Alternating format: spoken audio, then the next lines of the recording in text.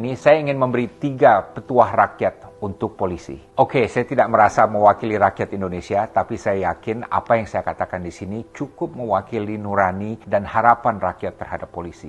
Petuah pertama, polisi perlu memahami posisi strategis mereka dalam perjalanan NKRI. Polisi yang sekarang adalah yang paling kuat dalam sejarah Indonesia modern. Jauh lebih kuat dari Polri di era-era sebelumnya. Jumlah anggota Polri juga lebih besar dari gabungan TNI Angkatan Darat, Angkatan Laut, dan Angkatan Udara. Polri adalah angkatan polisi yang terbesar di Asia Tenggara, jauh lebih besar dari polisi di Thailand, Malaysia, atau Vietnam. Namun bukan saja yang terbesar, polisi di Indonesia jauh lebih powerful dari polisi di negara-negara ASEAN lainnya. Dan polisi Indonesia juga lebih powerful dari institusi lainnya. TNI, intelijen, kejaksaan, Kementerian Teknis, Bank Indonesia, BUMN, KPK, birokrasi, diplomat, dan lain sebagainya. Mengapa? Karena polisi bertugas menegakkan hukum yang menyentuh seluruh aspek kehidupan bangsa. Polisi menempati posisi strategis sebagai nexus atau titik lintas dari berbagai arus besar kehidupan bangsa kita. Kalau semua polisi profesional dan bersih, maka bukan keamanan saja yang akan membaik,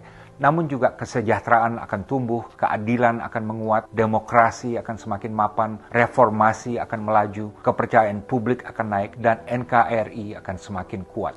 Sekali lagi, posisi polisi sebagai nexus dari semua dimensi ini melebihi lembaga lainnya. Saya katakan ini bukan untuk menyanjung polisi, justru untuk mengingatkan bahwa kekuasaan yang sangat besar di tangan mereka ini merupakan tanggung jawab dan beban yang luar biasa beratnya. Dan ini harus membuat polisi menjadi humble dalam mengemban tugas dan selalu introspeksi dan mawas diri. Banyak sekali pelajaran sejarah di mana institusi yang tidak bijak dalam mengembang kekuasaan akan jatuh tersandung. Ini pernah terjadi pada TNI, di mana setelah 30 tahun militer menguasai panggung politik melalui doktrin dui fungsi, dalam krisis 1998, rakyat akhirnya berbalik menentang TNI yang dinilai telah melakukan berbagai ekses kekuasaan, dan akibatnya TNI kemudian keluar dari panggung politik dan alhamdulillah kembali kepada marwah asalnya menjadi tentara profesional yang tunduk pada sipil dan mengambil posisi netral terhadap politik. Ini juga terjadi di Mesir dalam krisis politik tahun 2011 yang menumbangkan rezim Presiden Hosni Mubarak. Di mana pemicunya adalah kelakuan polisi yang sewenang-wenang, yang opresif, yang sangat korup, sehingga polisi menjadi sasaran amarah rakyat Mesir. Alhamdulillah, polisi Mesir sudah banyak berbenah diri sejak itu. Petuah kedua, polisi harus menjadi bagian dari solusi untuk meruntuhkan industri hitam hukum yang sangat kuat cengkramannya dalam negara kita. Yang saya maksud dengan industri hitam hukum di sini adalah suatu ekosistem di mana banyak penjahat yang berkolusi dengan oknum-oknum dalam berbagai institusi. Polisi, kejaksaan, peradilan, birokrasi, dan lain sebagainya. Bagaimana caranya melawan industri hitam hukum ini? Banyak cara. Hapuskan stigma yang ada di masyarakat bahwa kalau mau berurusan dengan polisi harus siapkan duit. Jangan ada polisi yang menjadikan hukum sebagai komoditi bisnis yang bisa dijual untuk memperkaya diri. Ingat tauladan pengabdian total yang dicontohkan oleh Kapolri Hugeng Iman Santoso. Begitu hukum bisa dibeli, pasti keadilan akan hancur. Karena yang menang adalah mereka yang bisa membayar paling tinggi. Polisi tidak bisa menerima sogokan atau pemberian apapun dari tersangka atau penjahat. Karena kalau ini terbongkar, oknum polisi dan penjahat pasti akan saling melindungi. Ingat, begitu polisi berkolusi dengan penjahat, maka otomatis polisi tersebut akan menjadi penjahat. Dan ini berarti dia bukan lagi polisi, tapi adalah penjahat yang berjubah polisi.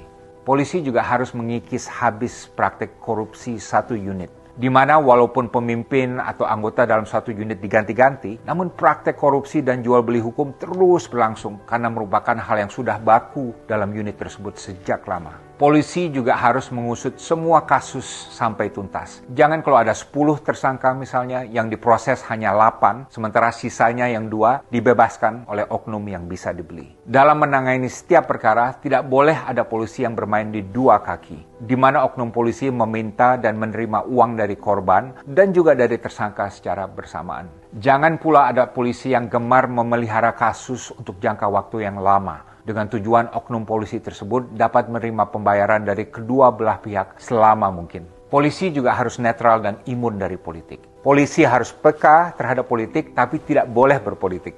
Tidak boleh ada polisi yang melobi partai politik untuk mendapatkan promosi jabatan, karena ini pasti akan menimbulkan kolusi yang buruk antara keduanya. Polisi juga harus tegas menepis ajakan parpol manapun untuk membantu mereka dalam kontestasi politik. Singkatnya, mengingat kekuasaannya yang sangat besar, polisi harus netral dan steril terhadap politik. Bersihkan juga sistem rekrut polisi agar 100% berdasarkan meritokrasi. Kalau ada orang yang bersedia membayar ratusan juta, bahkan miliaran rupiah untuk diterima masuk Polri, ini bukan saja tidak wajar, namun juga berbahaya. Karena berarti dia masuk untuk semata-mata mencari kekayaan pribadi, dan seumur karirnya di Polri, dia akan bekerja menjual hukum untuk mencari uang, dan bukan untuk menegakkan hukum dan melawan kejahatan. Peran Propam juga harus dijaga dan bahkan selalu ditingkatkan. Propam itu apa? Propam itu adalah polisinya polisi. Terlepas dari krisis yang menimpa Propam 2 tahun lalu, Propam tetap adalah unit yang paling ditakuti polisi dan umumnya berisi polisi yang cemerlang dan berintegritas. Sistem promosi Polri juga perlu diprioritaskan agar kompetensi dan integritas sama-sama menjadi ukuran utama untuk polisi yang cemerlang. Polisi yang kompeten banyak, tapi polisi yang kompeten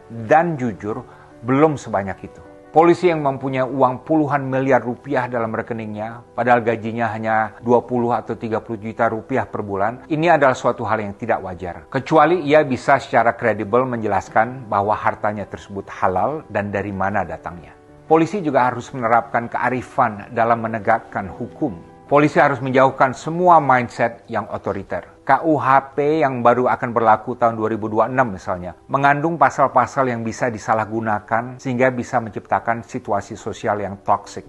Sebagai contoh, kasus yang dulu menimpa musisi Ariel mungkin sesuai dengan hukum yang berlaku, namun pemenjaraan Ariel tidak sesuai dengan rasa keadilan. Di sini kita semua perlu hati-hati untuk menghindari terjadinya kemunafikan sistemik, di mana ada banyak orang yang akan terjerat hukum untuk hal-hal yang sebenarnya ranah pribadi yang bukan urusan pemerintah, sementara penegak hukum yang menjerat mereka juga banyak yang melakukan hal yang persis sama dalam kehidupan pribadi mereka. Petuah ketiga di abad ke-21 dan menghadapi berbagai tantangan yang sangat berat ini, polisi perlu memperkuat sense of purpose-nya.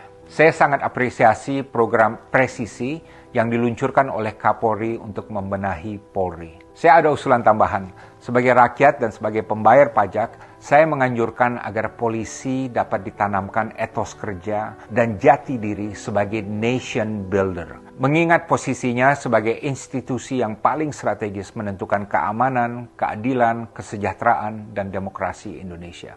Lebih spesifik lagi, di abad ke-21, polisi perlu memposisikan dirinya bukan saja sebagai penegak hukum, tapi juga sebagai pembela demokrasi dan pelindung reformasi. Ini berarti semua Kapolri juga harus mempunyai sikap sebagai negarawan. Polri juga perlu mempunyai tujuan strategis untuk menyongsong Indonesia Emas di tahun 2045. Yaitu untuk menjadi lembaga nasional yang paling dipercaya dan dicintai rakyat. Sekaligus polisi profesional yang paling bersih di Asia Tenggara. Di tahun 2045 nanti, NKRI harus bisa mewujudkan supremasi hukum secara total, di mana yang menjadi panglima adalah hukum, bukan politik atau ekonomi.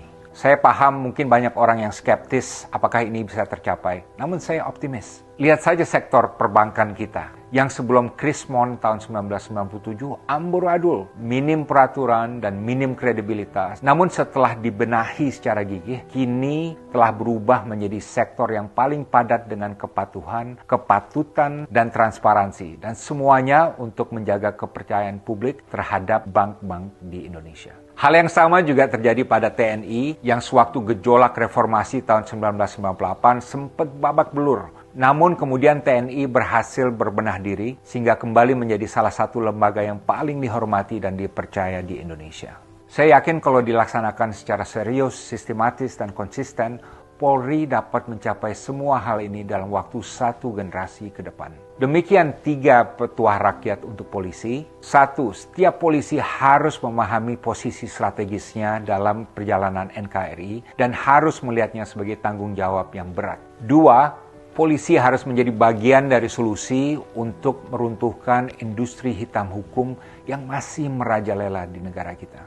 Dan 3, polisi harus mempunyai etos untuk menjadi nation builder dan berambisi untuk menjadi lembaga yang paling bersih dan paling dipercaya oleh rakyat sewaktu Indonesia Emas 2045 nanti. Kalau Anda setuju, kirimkan pesan ini kepada polisi yang Anda kenal. Kalau Anda polisi dan setuju dengan pesan ini, maka kirimkan kepada rekan-rekan polisi untuk mereka baca dan dengar dan bahas. Dan kalau Anda sebagai polisi ketemu saya di jalan, berikan saya fist bump.